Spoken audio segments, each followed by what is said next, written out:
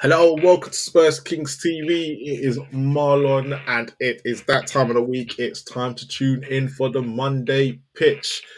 First of all, I'm going to do it in a random order today because of what's happened over the weekend and what we're going to talk about. So, first of all, Sink, you well? Evening. How you doing, mate? All good. QPR currently drawing 1-1 with Luton. Yeah, we've let them get back into the game right at the end of the first half. Think they'll get back into it? The thing is, Luton have really started the second half really well. We haven't really been able to get back into the fluid flow that we had in the first half. But hopefully we can grow into the second half and nick another one or something. All right. Next guest. I'm going to have to bring him out. Resident ref, probably feeling the same pain as me. Chris, you well? Yeah, not too. As long as we don't talk too much about Tottenham tonight, then I'll be absolutely fine. I've come dressed as a ref today. I mean, it is actually a Tottenham top, but I've come in my black. Look, are you blaming the defeat on Ange, or you kind of give him benefit of the doubt because of the? I blame the hot dog prices on Ange. I mean, there's nothing I don't blame the guy for. I couldn't be more Ange out if I tried. I mean, all right. Let me give a slightly more serious answer, which is, look, two things can be true at the same time. We have a lot of injuries. Would we be better without the injuries? Of course we would. Do I think it would make any difference? No. So we can have injuries and also have an appallingly bad manager that we need to sack, both at the same time, right? That's where I think we are.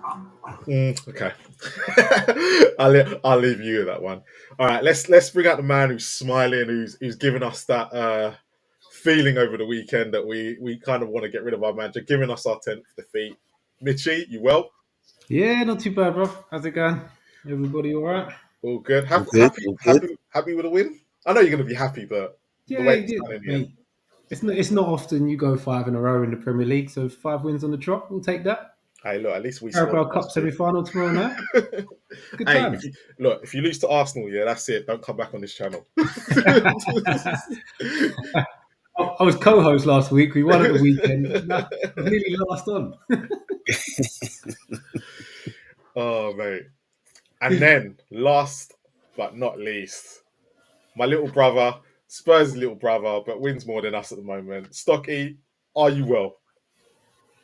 Yeah, very well, mate. Bit of an exciting day for a team that gets pumped every week in a minute. It was an interesting day listening about West Ham. Look, losing 4-1 to Manchester City, everyone's kind of going, look, they're not in the best of form. But considering Manchester City did look quite good against you, would you take it? Well, we actually made a load of chances. We had like 3 or 4 good chances and we didn't hit them. So, but they could have probably scored more as well. So, swings and roundabouts, isn't it? So, it is. Let's keep it on you, Stocky. Let's keep it on you. Yeah. Now, as of today, right, it still hasn't been confirmed, right? But there are rumours. Lopetegui is going to be sacked, right?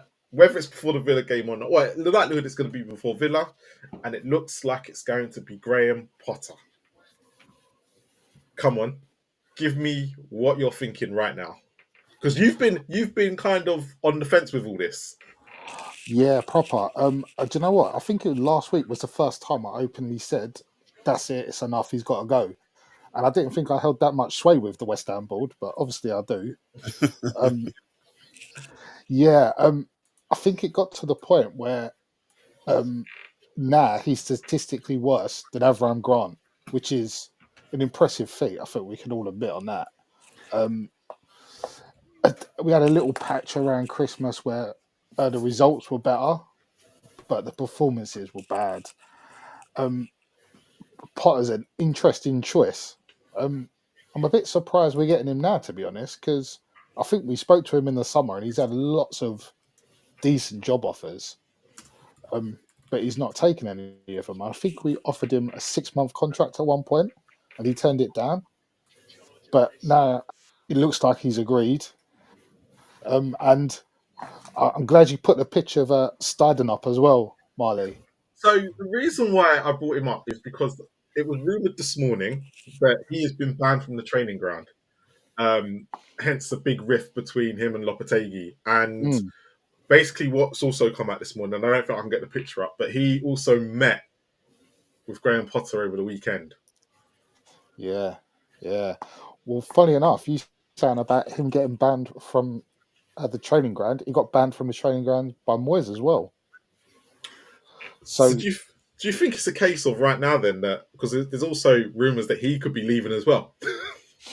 Yeah, no, there is. So what I read this afternoon is that his position being somewhat downgraded. So at the minute he's like a director of football or something like that. And he's put down to you can advise on transfers because now they feel after spending all that money, he doesn't know much of the Premier League, which they probably knew that beforehand. But he doesn't, much like yours, owners sort of look at balance sheets as opposed to the football sometimes. But yeah, so Biden's Get close to the mic. We can just about hear you. Oh, sorry, mate. Yeah. Yeah. So, yeah, the board think after shelling out all that money in the summer on Steiden's advised signings, it's all going a bit Pete Tong, and they're swinging the axe. Chris, Probably quite right. Chris, I'm coming to you next. Are West Ham showing more ambition than Spurs, considering I believe that West Ham are only a couple points behind us and they're already pulling the axe on Lopetegui? Well, first thing now that we know the West Ham board tune in to Spurs Kings TV to listen to Stocky's views. So big up to David Gold, who's obviously in the chat somewhere. He's dead, mate. Sullivan is dead, isn't it? Which one is it? I thought it was David. You had three to pick from, and you picked the dead one. You picked the dead one. I thought it was Sullivan who died. Apologies to the Gold family if they're watching. No, are they showing ambition? I don't know. Is it ambition? I think they've just reached the end of their patience, right? Which there's obviously a comparison to be made. Yeah, they've had a very similar season to Tottenham. They've had their manager in for 6 months, had enough of him. This guy's not doing the business. Let's get rid of him. And we're 18 months in, and we're still like, no. Well, I say we. A lot of the fans are still like, no, this is the right guy. He needs more time. Like, I don't know what he needs more time for, but that's a Tottenham conversation. So, end of the day, it's a simple decision, isn't it? Like, do you think this guy is worth backing or not? Like, has he got the ability to turn it around? And if the answer to that is no, and you think there's someone who's more likely to do it than him, and you can get him in, go and do it. And that's decisiveness, and fair play to West Ham for doing that. What do you think of Potter? Would you have taken him at Spurs? I'd take Harry Potter at Spurs, mate. Anyone. If I'm being personal, if I'm looking at this, right, because we're two Spurs fans, I think Potter is worse than Ange. I'm not sure there is a worse than Ange. Honestly, I'm so far gone. No. I honestly do believe that. And if you go look at Potter's record at Brighton and then look at what managers have done after him, and then look what he done at Chelsea, and then look at what Poch did. But you also got to look at what he came into in Brighton and what did he make them into. He might not have made them into. Everyone always complains that Brighton, they got sick and tired. He didn't win for 4 months at home, and a lot of people, I remember that. Was it something like 9 games without scoring? And people were complaining, and the Brighton fans were complaining about Potter. I remember, but I also remember Potter coming out having a go at the fans, saying what exactly. But they were came in like 7th at the time or something like that. But because what happens is every season with Brighton, he has a great start, which basically confirms their Premier League status, and then he used to just not win for 3 or 4 months. And it was like, but hold on, if he doesn't have that great start, if he doesn't have the Ange start, let's say the Ange start, he then the whole season then collapses after that, and people were expecting Brighton fans to be happy with that. But let De Zerbi's come in and Hertzler's come in, done a way better job than Potter. Potter went to Chelsea, who was meant to be the next best thing, But even he couldn't, and everyone's going, but Chelsea's a shit show. Pochettino went in there. He sorted it all out, and look where they are now. Yeah, but he also got sacked, right? So, but I mean, I don't think you can judge him at Chelsea. The time when he went in, they really were all over the place, right? So, I think that's very much akin to like Nuno at Tottenham. I don't think you can really judge him on that. I don't know. Look, would I have him at Spurs? I'd literally have you, Marlon, at Spurs right now. Would he be my manager of choice? That's a different question. So no. But the reason why I'm saying that is because I think Ange, I get why people want Ange out, but like when people are saying Graham Potter's better than Ange, I'm kind of sitting there going, they're the same to me. He played a certain way. He got caught out all the time, and people have got short-term memories. I think. I just want, from a Tottenham point of view, I just want someone who will stop telling their fullbacks that they're creative attacking midfielders, stop playing two at the back on the halfway line, stop telling Fraser Forster to play out with his feet. Anyone who does that would have my support over Ange. So that's where I am with the Tottenham thing. So it's A Potter then, because Sanchez used to play with his feet and get caught out all the time under Potter.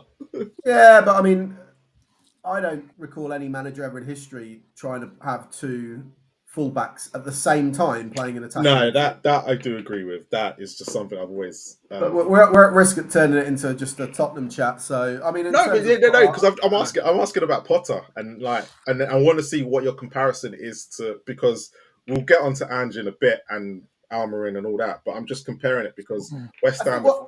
West Ham though, I think where Lopetegui's failed quite a bit, as stuck in there more than me, is the impatience with Moyes at the end was as much to do with the style of play as anything else, right? And Lopetegui, I always thought it was a weird appointment because I know Lopetegui from Wolves, because my family are from Wolverhampton, and he doesn't play like free-flowing attacking football. So I thought it was weird if you want to pivot away from Moyes to go to that guy, because he's not much of a movement.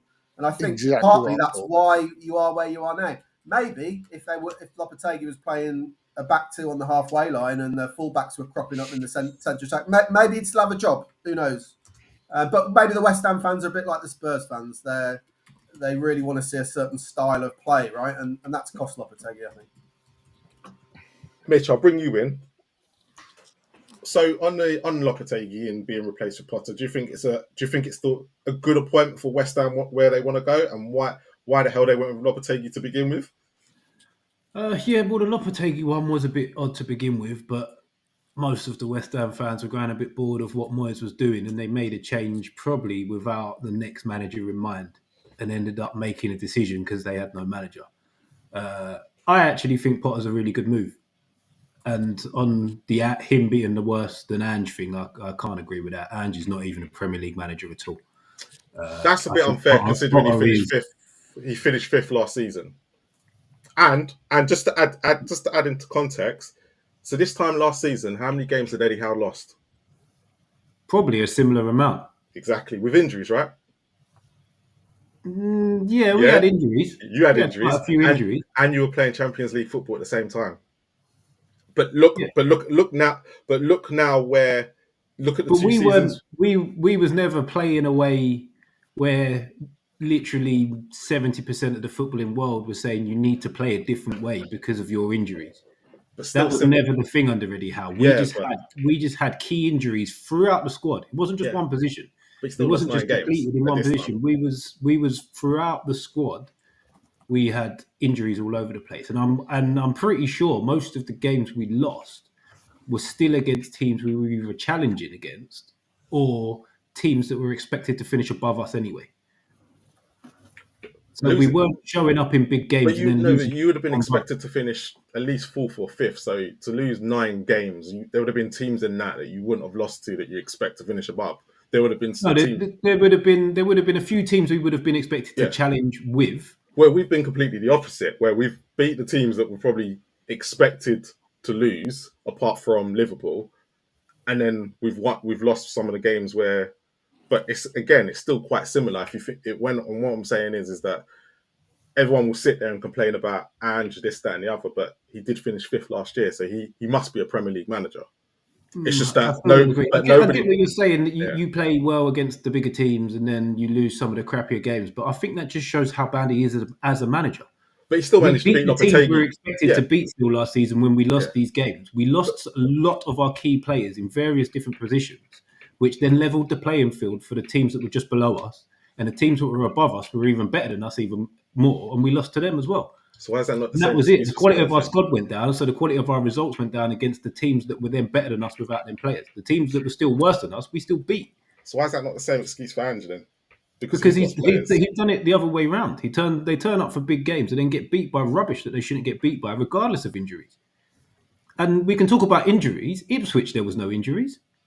Newcastle earlier in the season, there was no injuries. I agree with that. There hasn't been injuries the whole time. This has been going on all season before the injuries came about. Even Eddie Howe last season, there would have been times last season where he would have lost them games and there wouldn't have been no injuries. In defence of Newcastle, though, that they're also knackered last season, right? They've got there fairly wouldn't have been injuries, squad. but we played the same. But Chris, we're in the same probably boat. 6 games. We don't do that, Marlon. We have a very small. But we have a very small squad.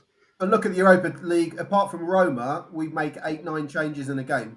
So the same players are not playing twice a week in the Europa League, and they might have to do end of this month because we've got quite small number of players.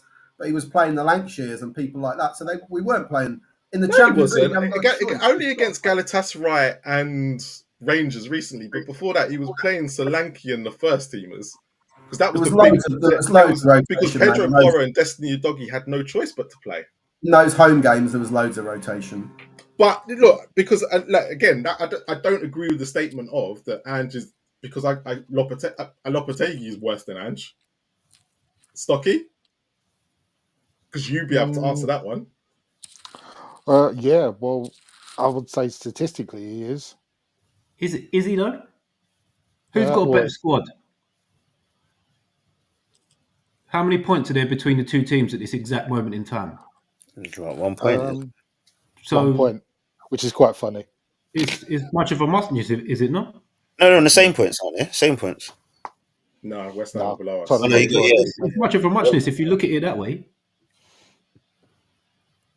And I know it's something you can't really do, but yeah, you finished 5th last season. Like you say, take out your Ange start, which didn't happen this season, didn't materialise, hasn't materialised at all since. What has your form been like since that point? But then, the reason why I'm saying that, if you took Europe out of it, and then I know what Chris is saying, if you took Europe out of it, maybe we have a similar start because our players are not being forced to play twice because. You're talking about, Chris, I know you're going to talk about training methods and stuff, but we didn't have those Thursday games last year, which Van der Ven's played in Europa League this year. Romero's played in Europa League this year. They have played. So I tell you what amuses me, though, is no one, I've not heard this said on one stream, so exclusive for Spurs Kings TV. Last season, when that was brought up with Ange about qualifying and that, and not having those games, and he said he would rather have more matches and midweek matches than just a period of training. Yeah. Right? So it's really weird that you say that because when he finally got the midweek matches last year, we lost them all. he talks nonsense. I mean, of course, he talks nonsense. But yeah. The only other point I want to make on this, though, is please let's not compare Lopetegui. I mean, you can compare their records this season, but as managers, you can't compare them. This guy has done well enough to be offered the Real Madrid job, to be offered the Spain job. But he's done 2 crap jobs in the Premier League, though. Celtic and Vissel Kobe. Yeah, but he's done. Lopetegui's done. He's come to the Premier League with 2 teams now and done an awful job. Are we just dismissing Wolves? Are we just going to completely not throw Wolves into the equation? He wasn't sacked. They didn't get rid of him. They did get rid of him. No. He resigned. He resigned, but it wasn't like he was doing a good job. He wasn't doing bad enough to get sacked, was he? So. Yeah, that's because Wolves are Wolves. They haven't been there very. Wolves, yeah. I mean, Wolves are a difficult club at the moment because they keep selling all the best players and they don't want to invest. It's very much like, I mean, for a Spurs fan born in Wolverhampton, the main reason why the top players were leaving, and he had no control over that. And I thought that was why he actually resigned in the end. Yeah, because he said that there was no budget to get any new players in, etc. Yeah. He said broken promises at the time, I believe. Like the money. Weren't Wolves in and around mid-table? They were mid-table. Yeah. Aren't they flirting with relegation right now?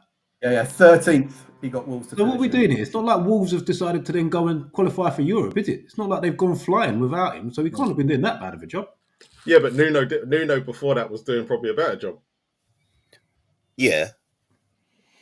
Yeah, Nuno probably did a slightly better job, and they sold off all the players, and Lopetegui couldn't improve. He's left, and now Wolves are even worse.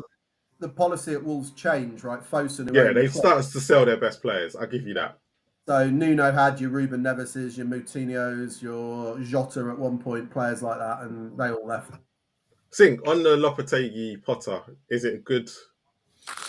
I think, to be honest, I don't think it really matters at West Ham. I mean, they had Moyes. Moyes got them to winning European Conference League, and they just. I feel like they kind of disrespected David Moyes. To be honest, I think a lot of Premier League clubs have to be have to be realistic in the actual reality of the expectations of what you expect your team to do in a season and what you expect from your manager. I was watching the City West Ham game over the weekend, and even though they got spanked, I didn't think that West Ham played too bad. You know, I thought they actually did all right in terms of their performance. They didn't look like a bad performance, like say, for instance, comparing that to Man United's performance against Newcastle. There's a lot of endeavour, but you know, City's just got that quality. And I think missing Bowen, not having Antonio as well available, I think that played a big factor in that particular game. But I just think overall, like, what are they going to do with Potter that they haven't done with Lopetegui, that they didn't do with Moyes? I don't see either of them bettering what Moyes was doing. Maybe the Great stats question. might be slightly. Stocky obviously is going to know better than me. I'm just a neutral and QPR No, fan. but that's a great question. And I'm just saying, from my perspective, I don't see Potter doing any better than Moyes. Lopetegui is still the same kind of area. I think you just have to be realistic and be like, you know what, we're West Ham. Sometimes we're going to be successful. Sometimes we're going to be flirting with relegation. It's just the club we are. But you know what? As long as the team and the manager comes in and they give 110% for the club and the badge, that's really all I should want and desire at West Ham as a fan. And I just think that fans are just a little bit unrealistic with their expectations. That's all. Stocky, that question's for you. I'll get a sore neck nodding to sink. Yeah, what are West Ham going to do different with Potter that they haven't done? You know, they've done it with Moyes, they've done it with Lopetegui. What are they going to do different now? Absolutely nothing. They're going to do nothing different, mate. So do you expect the results to change then? Basically, they've got a sexier name in. That's all Sullivan wants. He just wants to look like he's doing his best. He doesn't. He thinks he's playing Championship manager, but for chairman. He's always been like that. Like, he used to have a great thing of buying any players that played well against us and then turning out to be shit. Sounds like a Spurs thing. Well, like, you know, Potter's more of a name, well, in some areas than Lopetegui, and he's got this reputation for his football. But I was looking into it earlier on, and in the Prem, what is he? Played 142, 141, drawn 51, lost 50. Goals for 155, goals against 170. Well, the way we've been playing recently, I suggest it's the goals we need to stop conceding, and don't seem like that's his forte. But then again, he's been out of work for a while. Maybe he's, maybe he looks at it a different way. He might set up his side to be a bit tighter at the back, because I think that's what we need. But we'll constantly keep going on round in circles, West Ham, in a similar way to Tottenham do, because the grass is always greener. Oh, but we expect this style of play. We concede loads of goals and you lose games. Or we need someone who's going to make it a bit sturdier, and then they make it sturdier, but it's dour. And you go, oh, we need to and so the merry-go-round continues. So with Potter coming in, just last question. Where would you expect to now finish? You're 14th at the moment. Where would you expect to finish by the end of this season? Because you've got no Antonio, you've got no Bowen for I don't know how long he's out for, and that's good couple of months. And what's his name? I know the German guy scored at the weekend, and he hasn't really been playing. Yeah. Nah. I tell you what, I'd expect us to finish anywhere between 18th and about 13th, really. Look, do you know what? It's been a dumpster fire. We ain't going to get no higher than sort of like 13th, 12th. And if we do, Potter's done well, and I'll take that. But like Singh said, it's just, yeah, look at that. Between 17th and 13th, that'll do. Just stay up. Stay up. That's it. Just stay up. And you then just we'll want you just want a mediocre season at this point. You don't want to be in a relegation. You want to be mediocre. Just get the team playing slightly better than the sum of their parts, and it's a cracking job at the minute. You can claw in them two rubbish teams just above you, though, surely.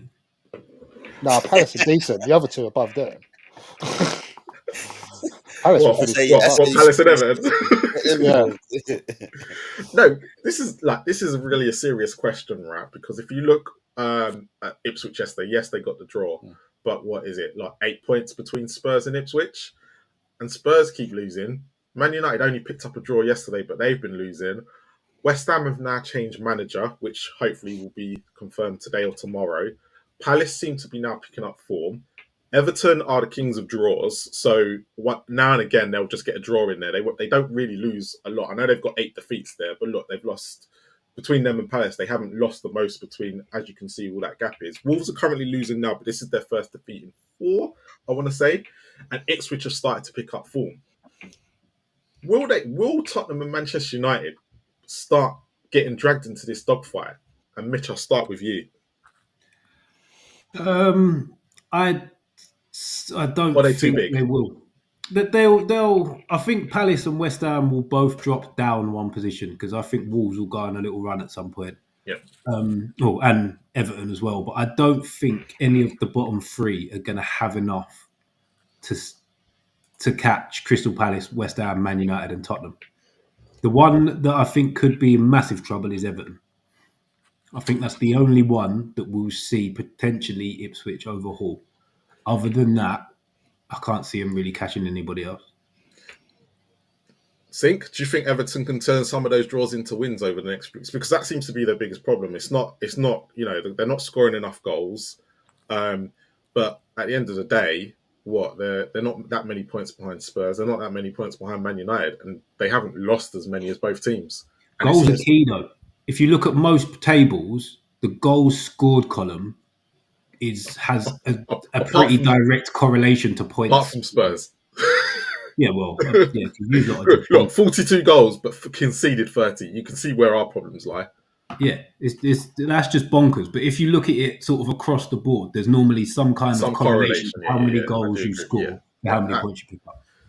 I mean, in terms of Everton, they've got Sean Dyche, and it's Everton. They're used to relegation dogfights. They can, turn their home ground into a fortress when it really matters, and you come to the home stretch, they'll get those results. So you can't really count Everton out. Palace, they could quite easily be dragged into it, I feel. But Palace, just on that note, Sink, do you not think, because you just said about Moyes, do you not think that Palace are usually the team that towards the end of the season end up picking up points? They usually come. Palace as a club. This is the thing. Like, in terms of what teams can generally do in their seasons, like Palace, you think would be safe, but they could get dragged into it. Like Everton could get dragged into it, but Everton are always in these positions. They're used to it. You know? Are Ipswich gonna really have that fire in terms of dealing with the pressure? They might get out at one point, and then the pressure's on them to stay out. Are you gonna be able to deal with that? In terms of Man United and Spurs, for me, I think they have too much, and also apparently Spurs have a shit manager who shouldn't be in the Premier League. The thing is, I think the run of games that happened during the Christmas break didn't really help Amorim in terms of the style of play he wants to implement. Obviously, there's a lot of technical information that goes in with it, and I think them having a week to prepare and having that game against Liverpool, one will kind of set a message amongst themselves more than anything. Maybe it might give false hope to fans and neutral fans. But I don't think Man United will get dragged into a relegation dogfight. And to be fair, he did change the style yesterday because they went long more times than they have done in the last few weeks. Can I just say something on the week preparation? They had a week preparation for Newcastle, and they were worse than I've seen them since he took over. Yeah, they had a week preparation for Newcastle, but Newcastle obviously are in this rich vein of form. And also the starting lineup that he implemented. Was Fernandes available in that game? He wasn't, was No, he? Fernandes and Ugarte were suspended. Fernandes ain't playing in this Man United team. They can't play. They can't create anything without Fernandes playing. And they just need legs in there to win the ball back and everything else. So if they haven't got those two ingredients, then they're stuffed. And I think, like I said, the performance that they got against Liverpool at Liverpool as well will give them a statement. I think to them, make them believe, you know what, we actually can do this. Like what they're saying in the media doesn't really matter. Like we can actually do what Amarin's asking us to do. Well, if we played like this against other teams and we have more time to prepare and whatnot and actually get down and do repetition and understanding of the triggers and everything else, then I just don't see them getting caught in a relegation dogfight. Spurs? Again, they got too much for what's down there. They may make it a hard job, but I don't think they'll get caught in a relegation dogfight. They'll make it harder than what it needs to be, but I doubt they'll be in a relegation dogfight. I don't see it. Chris, let me come to you. Come on. Are we going to get dragged in a dogfight, and are Man United going to get dragged into it? Or did you see enough from Man United yesterday against Liverpool to go, actually, Almarin's willing to change it and willing to play slightly different if he's got certain players available, where Ange just needs to pick up some points from somewhere? I don't think Almarin's going to change it in terms of his system, right? I think that's very clear. He's going to play that system. But I think you saw, if you're a United fan, you saw some green shoots for optimism there of the players actually responding and learning his system a bit better. They played well yesterday. So, and ultimately, I think the same of both teams, really, which is that there's too much individual quality in both squads that they will get enough points from playing some of the poor teams. Like we've got Southampton, we beat them away, didn't we? So we've got them at home to play. Like anyone can beat Southampton. But Spurs and United need what? Realistically, Spurs, we probably need 10 points. And if we don't get 10 points from the next 18 games, that's something really wrong. But I'm sure Ange will come good in his third season if that is the case. So. Look, we've got Leicester. I think we've got Leicester in between that. So that should be the next 3 points. And that ain't for another 3 or 4 games. But Stucky, just bring you in on it again, because obviously you were speaking about West Ham being dragged into it. But do you not see, look, you're only, point behind Spurs, same points as Man United, but you're thinking you're going to stay in between it. But why do you not think Spurs and United? Because they just keep losing at the moment. Well, I think Man United are going to suffer before they get better. So I think whilst that was an excellent result for them at the weekend, he's still going to be working things out. And although he changed things for Liverpool, he has to, because for Man United, if you get Spain there, it's a massive problem. I think Tottenham will be fine because you've got Kulusevski. He'll do enough in most of the games where he needs to, and bits will be chipped in from other players because I really think he's outstanding. Son's still a good player. Shall I give you a little stat that obviously as a Spurs fan I know, but a lot of Spurs fans. In the game, our most influential player this season has actually been James Maddison. Really? Yep. In what respect? He's got the most goals and assists, and when we've won most games this year, apart from West Ham where he was taken off, James Maddison has been pivotal in those games. Dan lies and statistics. You can don't trust him. I think one of the statistics, goals and assists or win percentages here. I'm confused. Both. Yeah. I think one of the stats I heard, which I think is strange. Right. Even I was taken back by it. It's not like to say I agree, because at the time I'm with every Spurs fan. I was like, he wasn't influencing games and this, that, and the other. But because Stocky mentioned Kulu, actually, it's and this is where I literally will go against Ange and go, you need to sort out your James Maddison, because if you go look at the game against Manchester City, if you go look at the games, who else was it recently, against Southampton, where he just had an influence on the game. Yeah, I wonder if there's something personal there now. But go on, Stocky, carry on. Yeah, I think so you got Kulu and apparently you've got Madison. But I think the point of making it harder for yourself than you should definitely will fit, because I was having a look.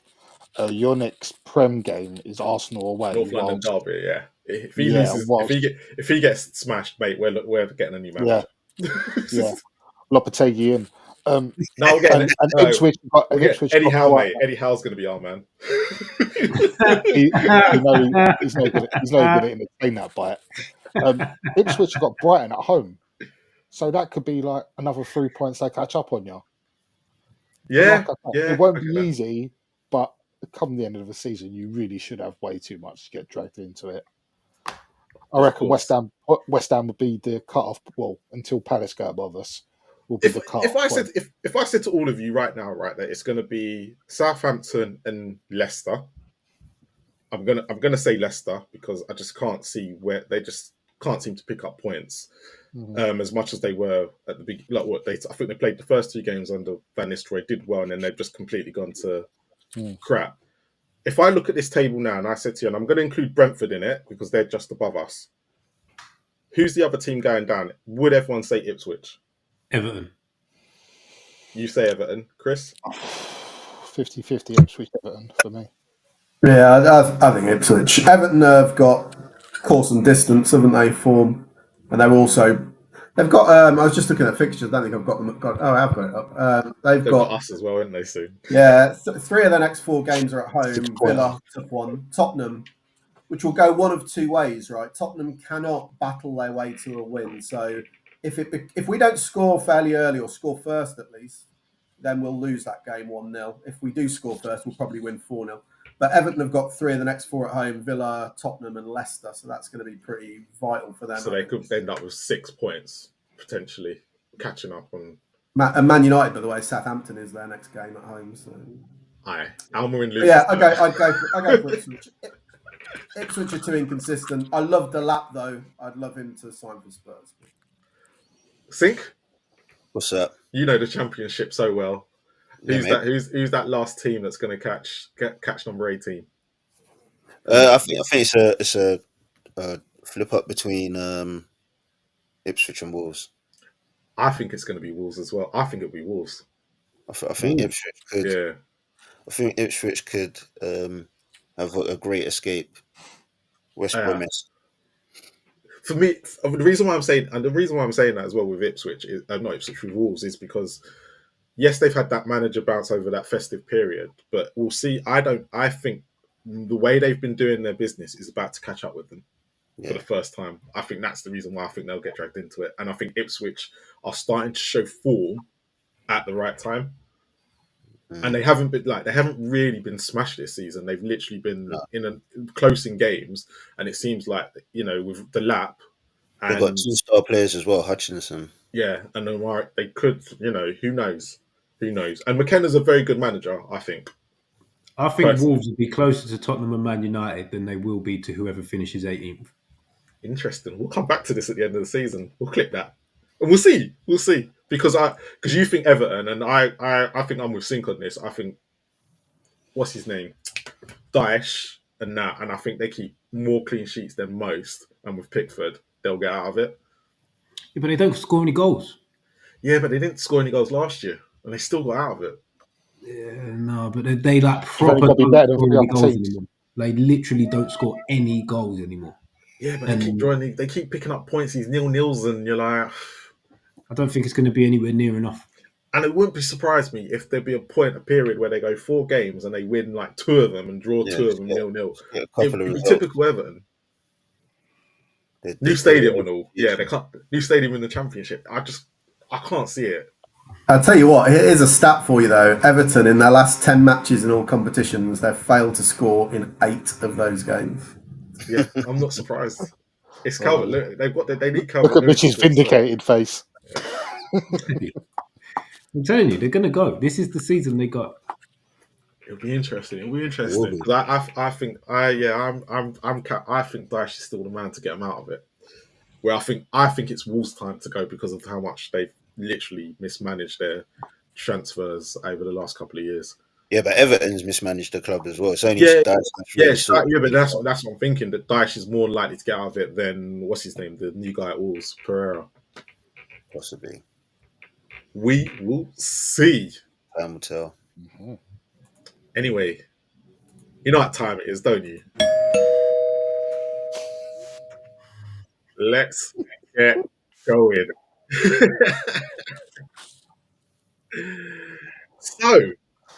So the first one caused a lot. I've never seen Spurs and Newcastle fans literally arguing on social media. It literally became a little rivalry over the weekend. Let's get into this. Mitch, as we're the Spurs and our Newcastle fan, Yep. I want your opinion on this. Then it'll come to me, and then I'll go to the two neutrals. Okay, so I'm going to start by saying I can understand Spurs fans' frustration. Yep. The one thing I do not understand is the pure rage behind the decision. Because letter of the law, it's not handball. So there can be no rage about it. The PGMOL, the referees, VAR haven't done anything to them here because letter of the law is the correct decision. But I fully understand the frustration. Would you change Because the if it was law? up the other end, I would be very annoyed. But letter of the law, they got it right. Would you change the law, or would you keep it as it is? I wouldn't change it because some of the penalties you see in the Champions League are a joke. And I don't want to see that constantly everywhere, all over the pitch. I think they're horrible that way. I much prefer it the way ours is. I'm actually going to agree with you. I don't think VAR has done anything wrong here. If Spurs fans, and I said this the other day, and I completely forgot about this point. If we go back to another Newcastle Spurs game, let's go back to, and was it Andy Carroll against Eric Dyer? Oh, what, when we got the pen? When you got the penalty. Yeah. That was, even at any point in time, no matter what the law was, I still don't understand how that was a pen, by the way. I can explain that. Yeah. We'll get into that, but it's the reason why the law then got changed and why we're now seeing this. It was the whole point because it was anything that was basically hitting the hand or below the shirt was a handball, no matter if you were looking or not, and it just made no sense. And then there's another incident where, and again with Spurs against Sheffield United, I believe, where Lucas Moore is falling on the floor. And he gets fouled. It hits him on his arm. Ball goes through, and I think Kane scores. It was actually the end of Mourinho. That game was the end of Mourinho for Spurs, and it literally cost him his job because of that call. So when this came up on the weekend, I sat there and I went, "Look, the law is the law. There's nothing VAR can do, right? Unless Joe Linton has literally said." And I saw a few Spurs fans saying this, has done it deliberately, which he hasn't. You can't get away from it. And I actually blame the bit before it, why Spurs got themselves in trouble, because Sarr and Bergvall weren't even under control, and Sarr lays them a ball in a very dangerous area, and they will play. It was down to the style of play why we ended up in this situation. It actually started from Austin giving it to the young centre back, the young head playing centre back in a minute. Archie Gray, because he wasn't even in the correct position to receive it. Yeah, but then he lays it. Started from there. Yeah, but he then lays it into Sarr, who's got two players around him, who then lays a terrible ball into Bergvall. He doesn't have it under control, and hence the reason why he then plays this ball. Yeah.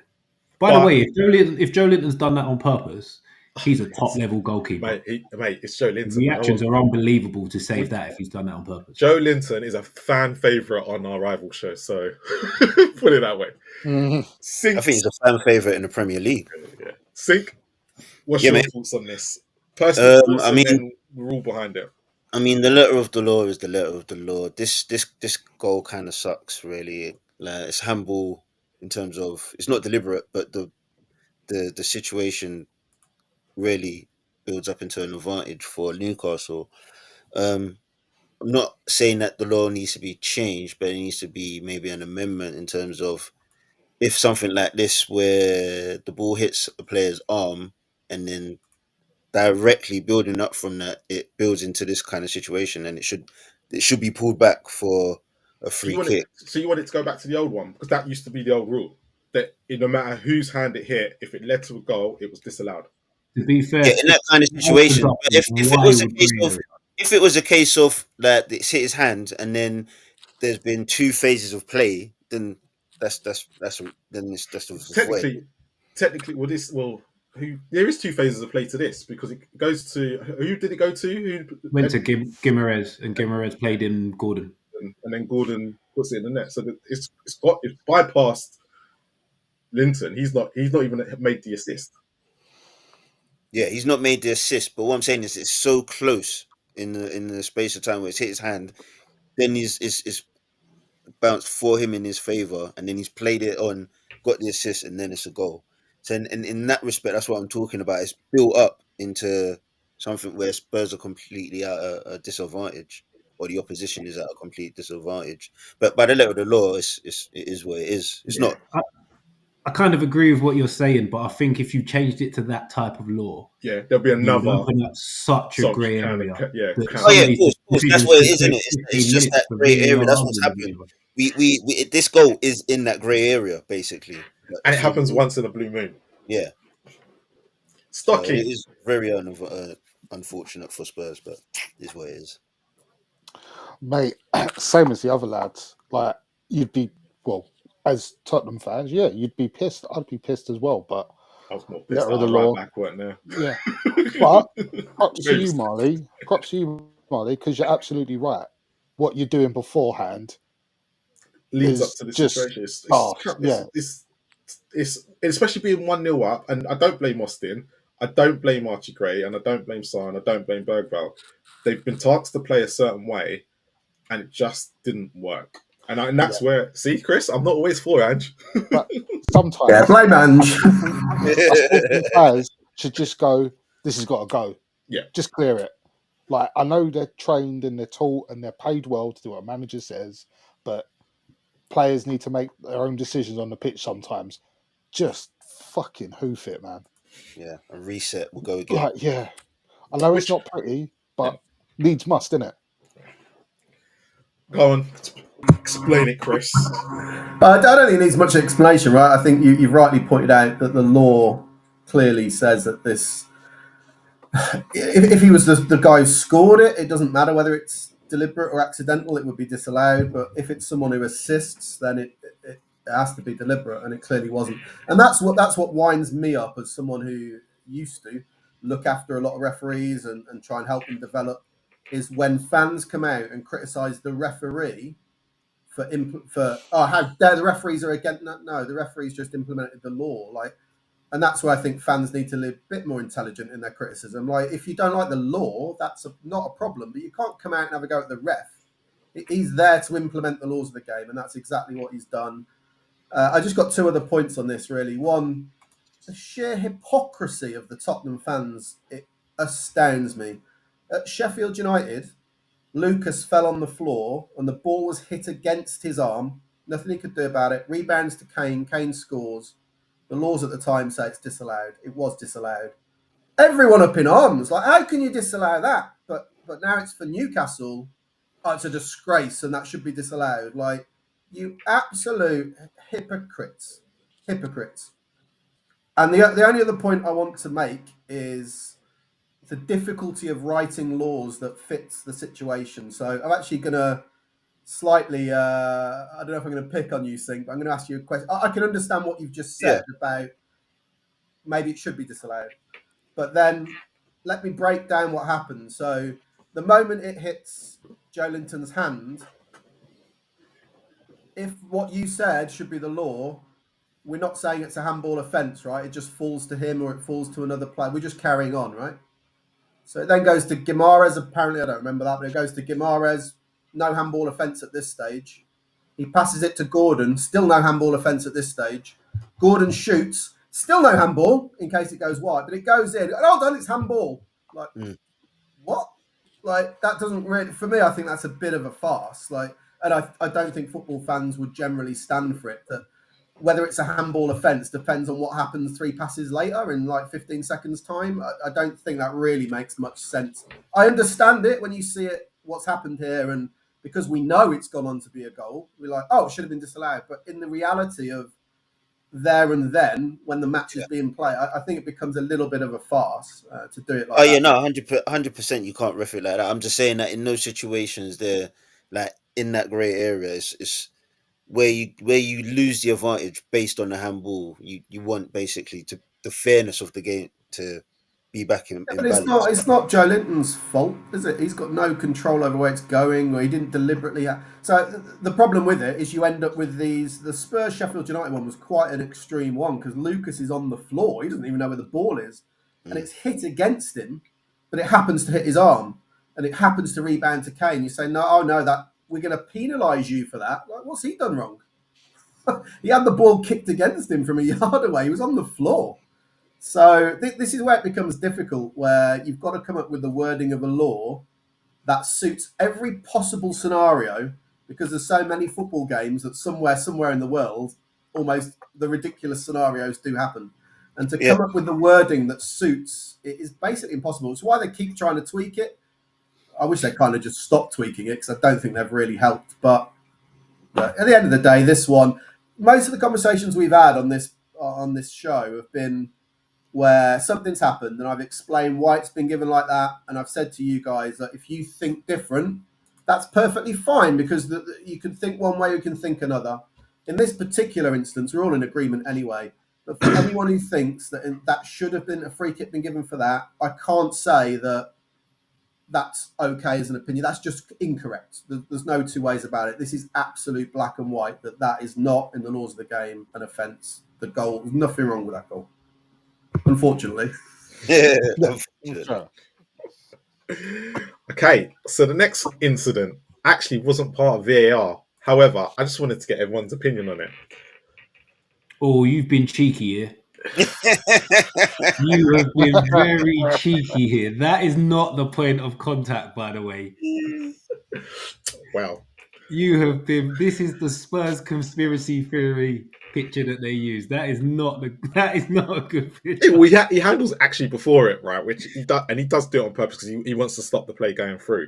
Yeah. Should he have picked up a second yellow card? And Mitch, obviously, I have to start with you because you're the Newcastle fan. Come to me, and then I'll go to the boys in the middle. I think he's been very, very lucky.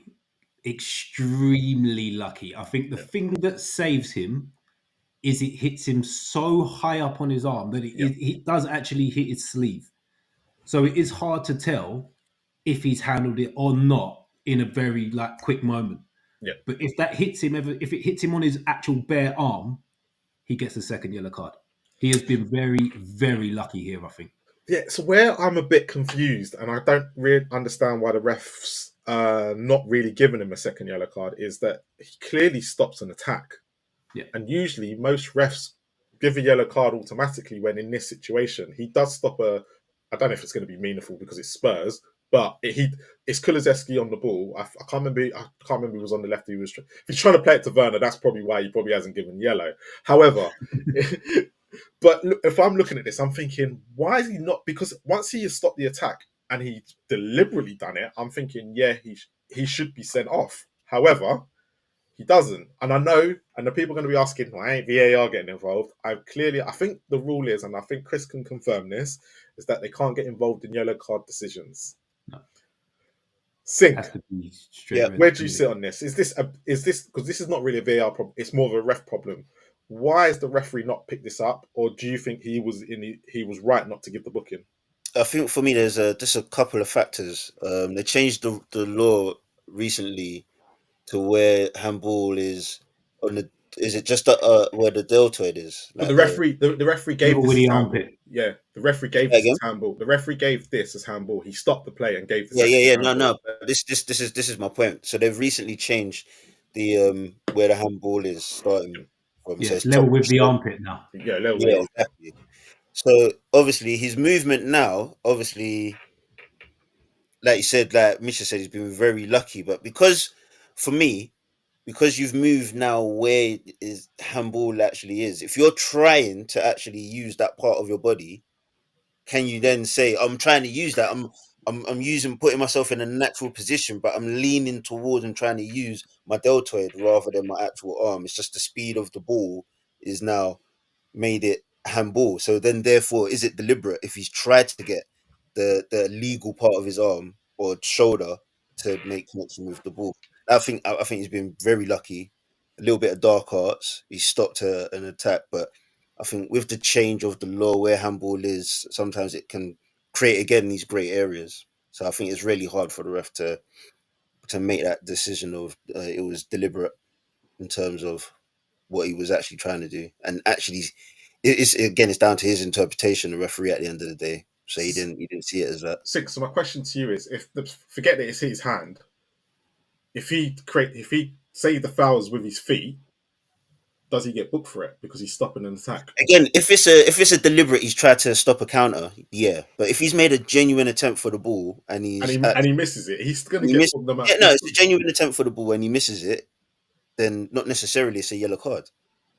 He's going to get but he's stopping. Once you stop an attack in that situation, he's going to get booked, no matter if it's accidental or not. Again, I think that depends on the referee. Like, if that's the level of the law, not every time that it's a foul, it's going to be a yellow card, and every time there is a foul, you're stopping an attack. So this was a counter one. That's why. Yeah, it doesn't matter whether it's a counter or not. Like whenever if you're making a genuine attempt for the ball and you foul someone, like you're stopping an attack because someone is trying to either make a forward pass or a forward run. You're impeding them of making that forward attack, or even if they're dropping it back, whatever they're doing, they're trying to move away from you as you're a defender and you're impeding them. Doesn't always mean it's a yellow card. Obviously, if it's deliberate or it's violent or it's excessive force, then yeah, then you're looking at a yellow card. So in this situation, for me, again, it's the grey area. I can give the ref understanding why he would have given that decision. Maybe it should have been, like we said, he's very lucky. But if the ref did, would Newcastle fans be up in raw about this? No, I thought he was getting the second yellow card, to be honest. As soon as I saw it. Yeah, see? So I would have had zero complaints. Yeah. Stockgate. Yeah, I thought he got away with it. What I will say, I can't remember where the ref is in relation to this incident. So maybe he didn't quite catch it. Like Dan Burns basically looking at him, I think. Yeah, I think so as well. Yeah, I think he's actually Really? about 15 yards away. Dan Burns looking at him. Dan Burns like, yeah, I'm getting away with this one. Mate, I'm doing my my builder's estimate quote. He's very lucky then. Like the ref's got a perfect view, and I thought there was one angle on Match of the Day where it looks like he's sticking his arms out before. He does like the Angel of the North impression, and then pulls him behind his back. I'm shocked. The more I think about it, yeah, he's got away with one. Go on, Chris. Tell us why he didn't get booked for this. This is there's a couple of VAR. Yeah, a couple of things that have been mildly confused in the discussion. So, first of all, is it handball or not? Right? Yeah, fine. Good to know I've got some purpose. Is it handball or not? So we can have all that discussion about where is it on the arm and all that kind of stuff. Is it deliberate? I mean, it has to be deliberate if you're going to give a free kick. So, but that doesn't negate whether it should be a yellow card or not. The referee's given a free kick, so the referee has already made the judgment that it did hit his arm, that it was deliberate, and therefore it should be punished by the free kick. So whether it should have been handball or not is not a defence of the referee here. Once he's given the free kick, it then becomes, right, the discussion of is it handball or not is finished. The free kick's been given. There's now a second discussion of should that handball have a yellow card. Now, not every handball should be given a yellow card. And it all depends on the nature of what's around. And sometimes how egregious the action is. So it's one thing kind of just knocking it there. It's another thing to jump up and catch it. But what I would say is I haven't seen this replayed on TV. I was at the match. I'm a terrible person to sit next to. I'm a terrible person generally, but to watch a football game with, awful. because I'm constantly going. Whenever anything happens, I'm constantly going. That's a free kick. That's a yellow card. I should be sent off. That's a corner. Like how the guy next to me puts up with me, I don't know. But I would mostly I get it right. All I can do is kind of go back to get in my head the match. I don't really recall it from watching it first time and me going, oh my God, he should have got a second yellow card. Albeit I'm in the upper tier about 200 yards away. So I can only go on what I remember. I'd have to see a wider picture of I'd have to really watch the video, do a little VAR, get me over to the screen. And then I could make a decision on it, because just on a still, all the still gives me really is about a discussion of, was it handball or not? To actually decide whether it's Chris, yellow you're going to card. sit there and tell me you haven't gone and watched back Spurs Newcastle being a Spurs fan. Is that what you're telling me? I'm loath to watch this the first time. I certainly don't want to watch a replay. I don't know. Is the honest answer? I don't know. Look, I haven't seen the video of it. I know it's roughly on the halfway line, so Look, quite a long way out. Look, the Newcastle fans said, look, he should have probably been sent off, so we'll take it as that. Oh, well, that's kind of not what I said, but I'll let you have that one. At half time, I went into the concourse and I was listening to one of the pods. I won't say who. And that was brought up there by someone going, oh, Dan Burn should have been sent. And honestly, at the time, I'm like, I don't know what you're talking about. So it wasn't obvious to me in real time, but it could have been. We needed all the help we can get because we're crap going forward. So we'll take it as it is. All right, do you know what? The next one I'm going to enjoy, because this has caused a stir, a massive, massive stir, because the Gooners again are complaining. Shock. Okay? When they're not. Let's talk about it. Okay, this time, right, because me and Rich obviously started the other two. Stocky, where'd you sit with this? I thought it was a pen. Because João Pedro's knocked it up in the air and headed it past him. And Arsenal, I saw so many videos on TikTok this weekend saying, oh, look, it's touched his head. Yeah. It flicked his hair. That's not heading a ball. That's not making a tackle if it flicks off his hair. And he went to go make a connection with the ball, missed it, and headed the player. It's like when we lost to Arsenal at home, Fabianski went to punch the ball. I'm glad you brought that up.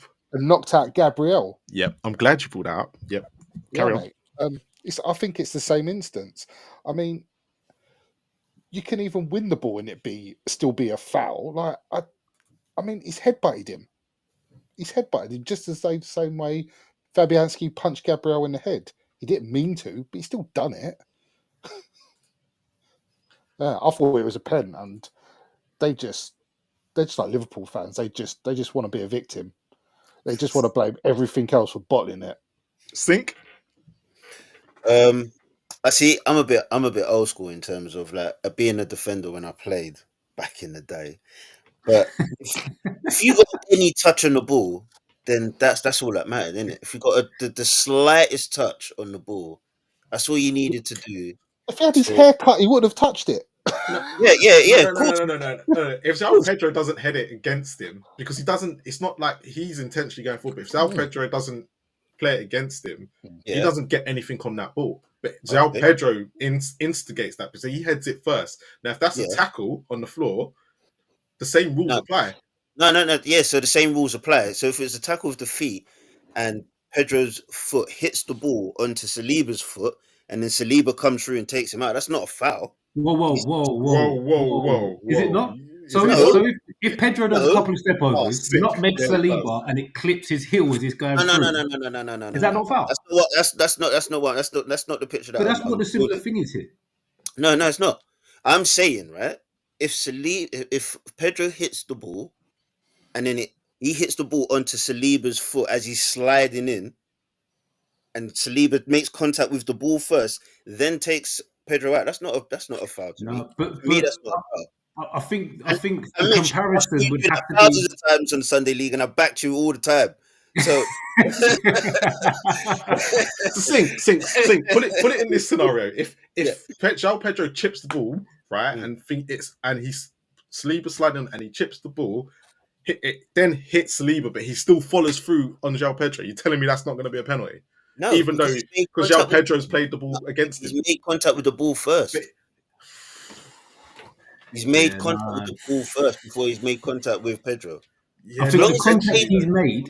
For me, so long as you've made contact, so long as you made genuine contact with that ball before the defender, before the attacker, for me, it's not a foul. It's not a foul. You've made contact with the ball.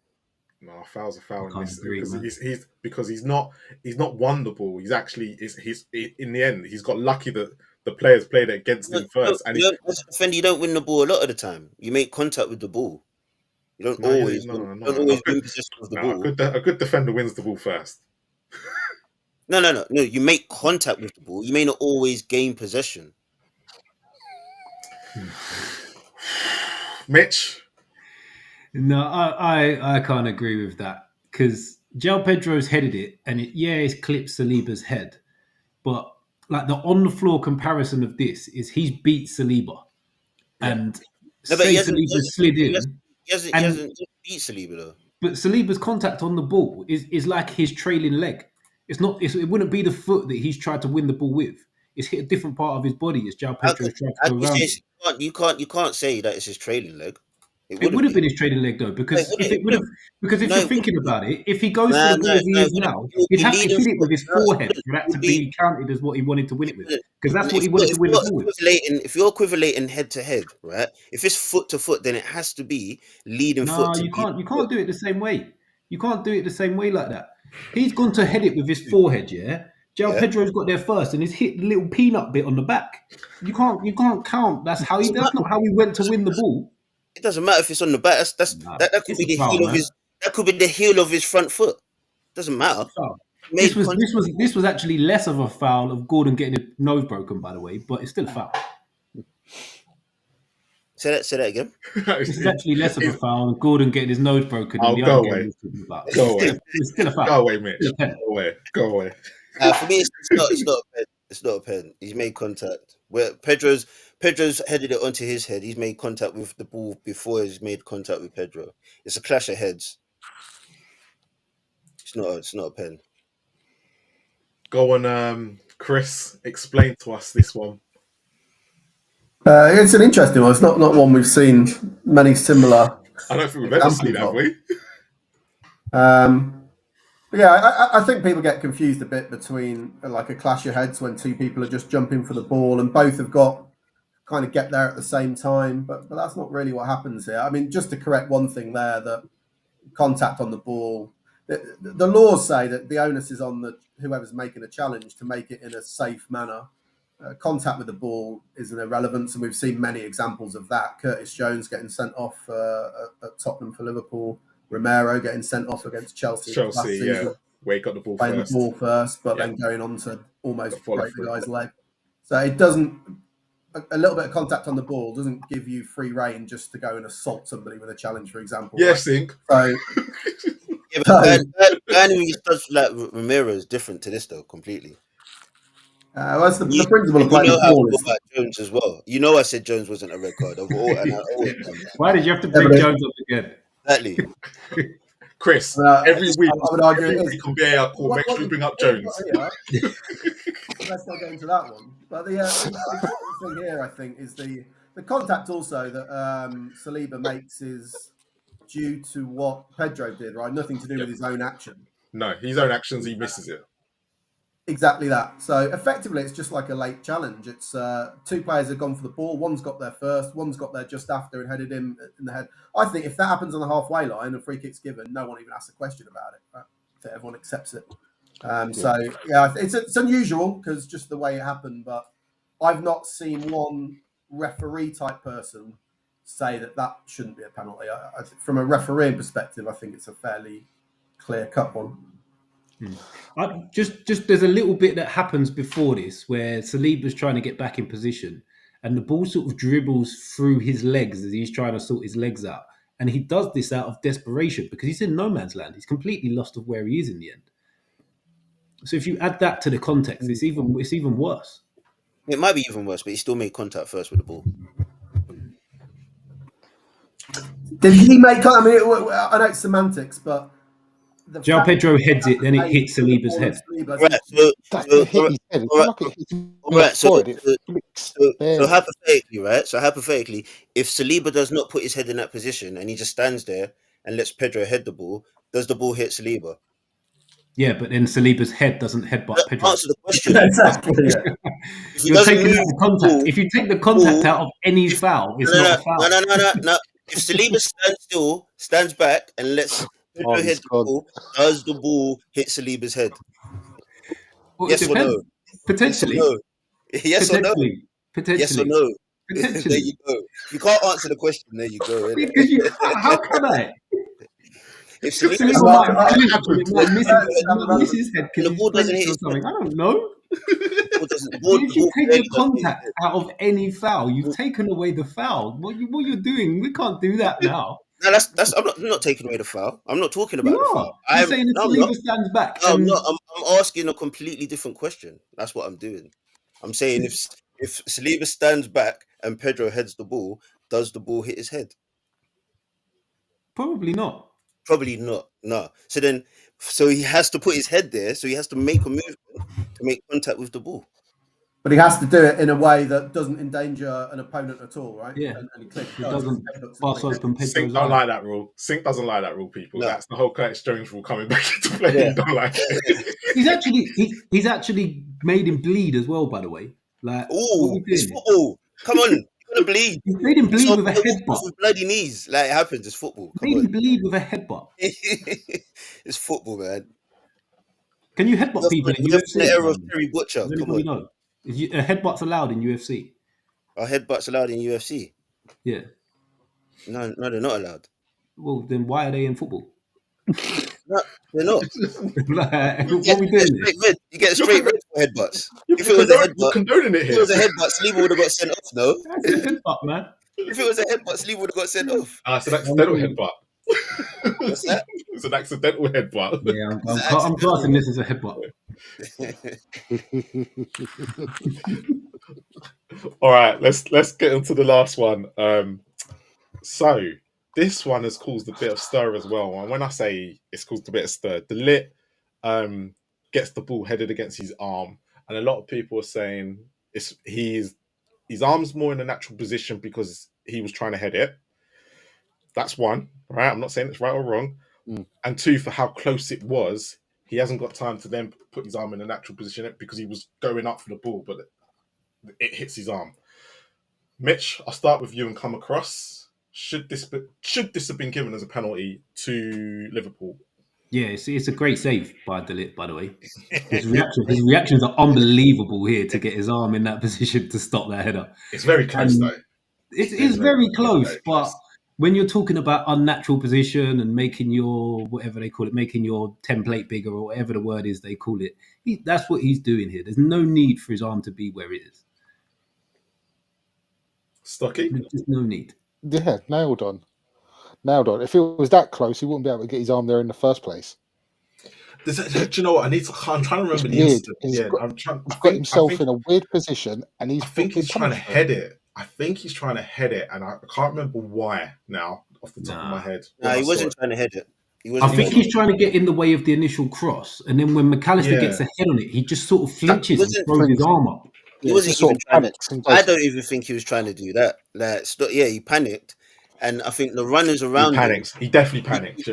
All he's actually trying to do is change direction. He's actually trying to turn. Yeah. And for some reason, he just puts his hand up in a weird position to give himself, I don't know, leverage or whatnot. But he's not even looking at the ball when it actually happens. Like, he's not actually intended to handball it, but his hand's in a ridiculous position. So that's the other thing. Like, he hasn't intended to handball it. It is close to him. Should it be given as a handball? Yeah, because his hand's in an unnatural position. Chris, for what he was trying to do is his hands are in an unnatural position. For me.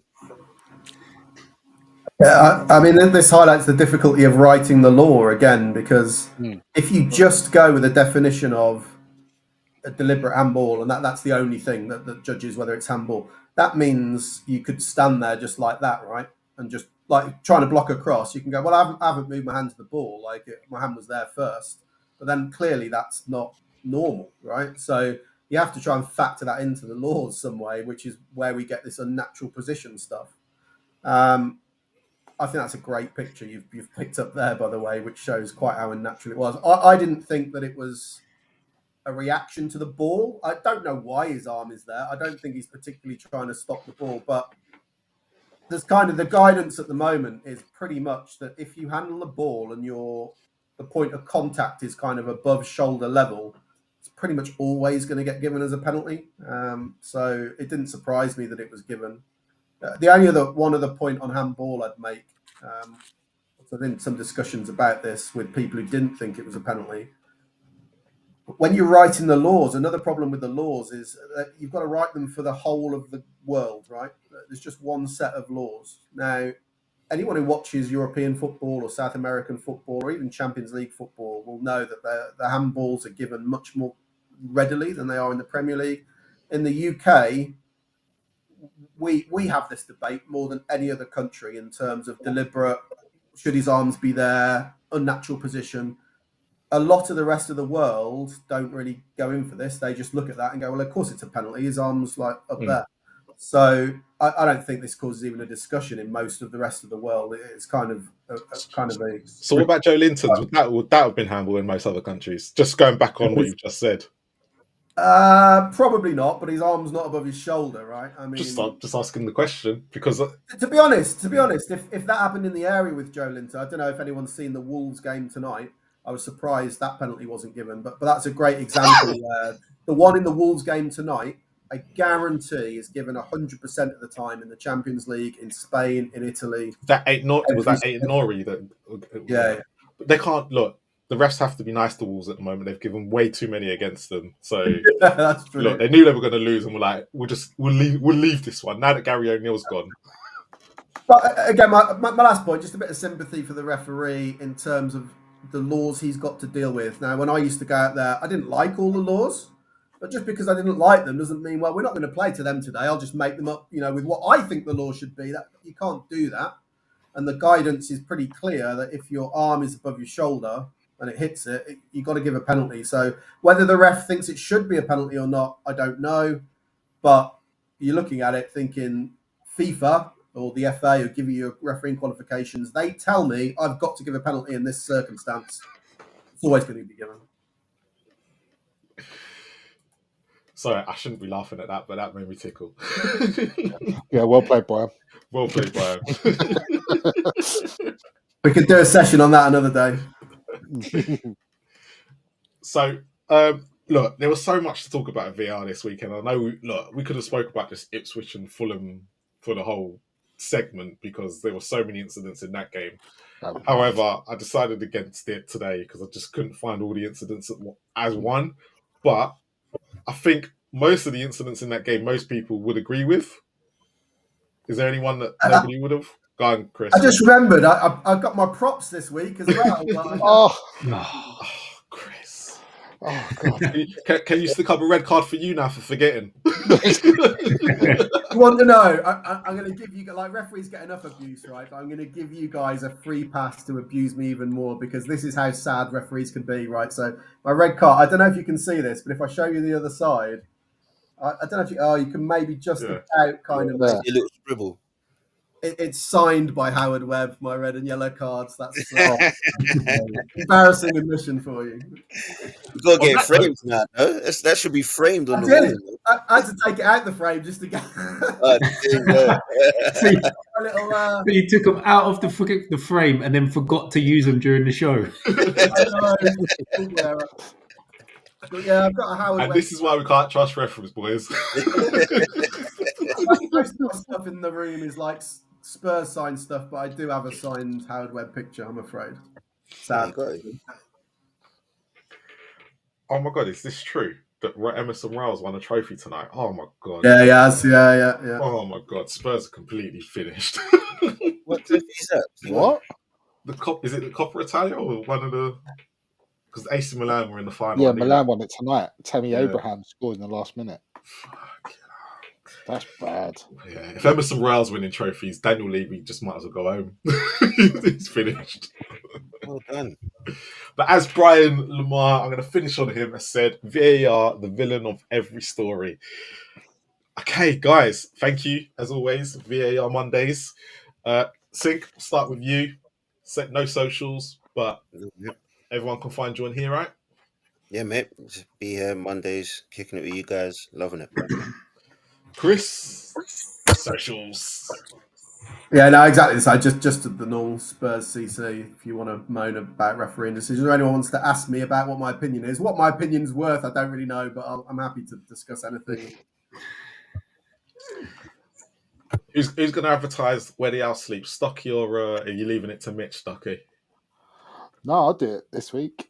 Oh. WTOS_pod, where we done a wicked team of the 90s yesterday. Did you really? I missed that. I might have to go back and watch that. A couple of Spurs mentions as well. You what, before Daniel Levy turned up? Yeah. Typical. Yeah. I think the Spurs player that made it, they'd be unhappy about, to be honest. Oh, yeah. Mate, don't spoil it. Don't spoil it before. I want them to go and see it. They'd be angry with us.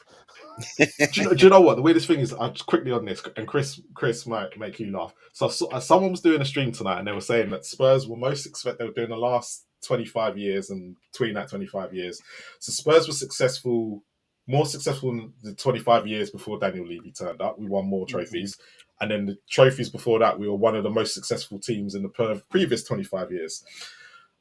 So he looked at someone of the year Portsmouth won the FA Cup, right, and saw their whole going into it. And he then said, right, because the only decent team they played in it was Manchester United away in the quarterfinals. But this is when Harry Redknapp won it. And he said, but they played Tottenham in the semis. So, no, not then. That was the year they went to the final. This is the one that Portsmouth won. They literally played. I can't remember who they played They played Cardiff or someone in the final, but they played Man United in the quarters and they beat them 1-0, and that was the only decent team they played. And he was like, he was kind of dismissing it. So I was like, but who the hell did Spurs get knocked out to that year? You know, it was Chris? Oh, God. If it's not Portsmouth, who did we get knocked out to? It's going to be someone embarrassing, isn't it? No, it was Manchester United. The same team that he was trying to dismiss for Portsmouth knocking out. So, obviously, we had a chance to win it. But it is what it is. Typical. We have a chance to win it every year, mate. I remember us being knocked out by Port Vale, Bradford. Mate, we've been knocked out. This time next week, I'll add Tamworth to that list. Oh, whatever. Little bit of a spoiler alert. This weekend's Where the Owls Sleep will be all about FA Cup upsets. Oh, wicked. If you send me the link, I'll send it. I'll put it on the community on our channel for people to tune in as well. Yeah, sweet. I'll send it over. Yes. If anybody comes up with any games that they want to send us for us to talk about, or wants to come on and talk about them themselves, let us know. Any Spurs fans, make sure you tune in tomorrow. It is me and Ashmatic. We're back with the Ashmatic analysis, where we will be going into. Well, we'll be looking at a couple things. We'll obviously be looking at the game at the weekend against Newcastle and doing the tactical breakdown to why we lost, but we all know why. But we'll also be looking at our new goalkeeper that we've just signed. And we'll also be looking at Kolo Muani, who's also been linked, even though I thought he was going to end up signing for Newcastle. But it looks like it's Manchester United, Manchester United, Juventus, or Tottenham seems to be the front runners.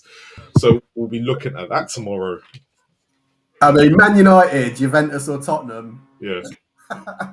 Poor lad. Basically, what you're telling us he's going Juve, yeah? Yeah, poor lad. He ain't going to Tottenham, is he? Let's be honest. But yeah, and then the rival show is back on Wednesday, and also this week, me and Ash are doing We Are Tottenham TV for the watch along for the Liverpool semi-final as well. So make sure you come over and support us in that. But as always, come on, you Spurs. But since Mitchie won this week, he can have the last say. Away the lads. Away, man.